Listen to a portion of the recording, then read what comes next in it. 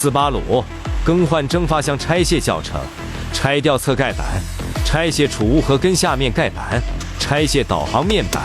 拆卸仪表上盖板，方向盘侧盖板跟下盖板，拆卸空调调节饰板，侧面有螺丝固定，拆卸手刹防尘套，直接往上提，卡扣固定，中央储物盒，手刹下面有1颗螺丝，储物盒里有2颗螺丝，拆掉后往上提，往后一放就行，不需要完全拆下来。挂空档拆中央通道饰板，直接往上拽，拽完之后拿出来。挂挡杆后面有2颗螺丝，前面有2颗螺丝，拆掉后拿下中央通道2侧饰板，然后把储物盒支架一圈螺丝拆掉，直接拿下来，就可以看见鼓风机。鼓风机有3颗螺丝，拆掉后直接平行往外拿就行，然后就可以看见蒸发箱外壳。拆掉蒸发箱保护壳，上下各1块，注意里面有颗螺丝。拆掉发动机舱膨胀阀，拆掉蒸发箱弯管螺丝，直接拿出蒸发箱，